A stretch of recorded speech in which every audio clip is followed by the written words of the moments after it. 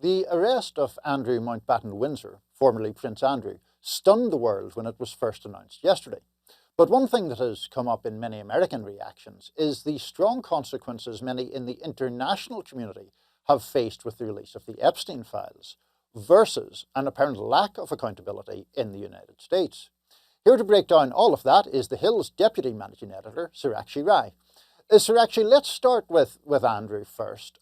How would you characterise the reaction to his arrest? He was subsequently released, but arrested the first time in 400 years a British royal has been arrested.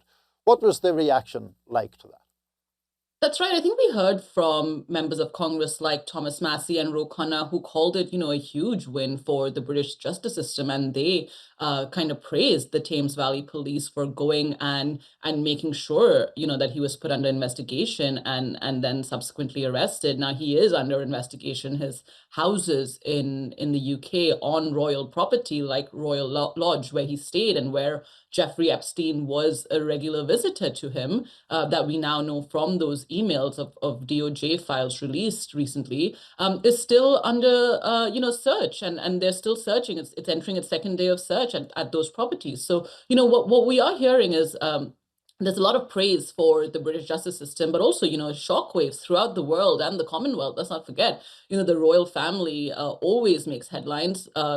Andrew, former Prince Andrew, has always made headlines related to his ties to Jeffrey Epstein after his, BBC Newsnight interview a few years ago. So really, sending shockwaves throughout the world with his arrest, Niall.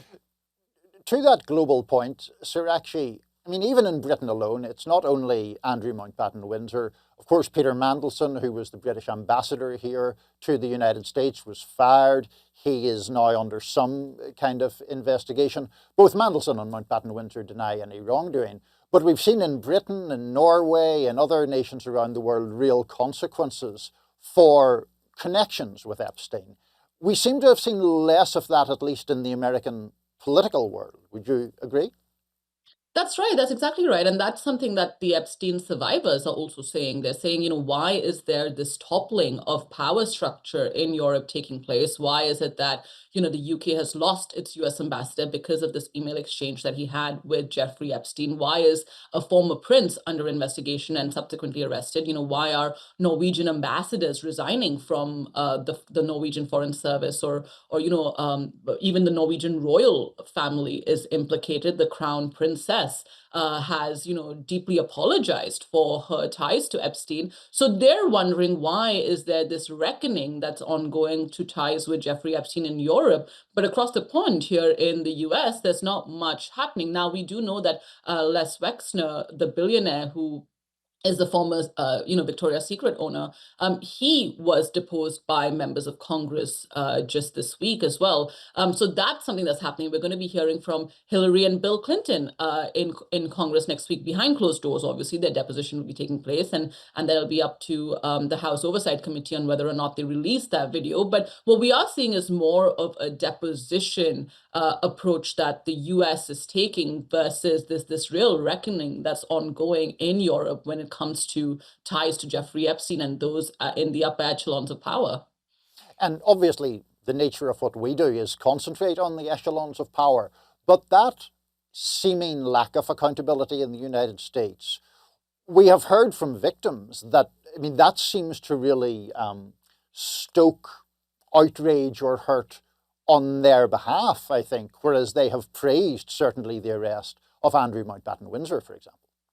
That's right. And, we've also heard from former Congresswoman Marjorie Taylor Greene, who's also questioned why we're seeing this shift, from what's happening in Europe versus what's happening here. She's been very vocal on how the Department of Justice should investigate some of these rich men named in the file. Now, being named in the file is obviously does not mean that they've done something wrong. It means that they are in the files and that they should be looked into, is what she's saying. Why are we not investigating investigating some of these men who have been named multiple times in these files. And so that seems to be, something that is quite prevalent amongst most of the people who are criticizing the Department of Justice's approach to the release of the Epstein files, or even the subsequent investigation so far, which seems to have not been as robust of an operation as what's taking place in Britain when it comes to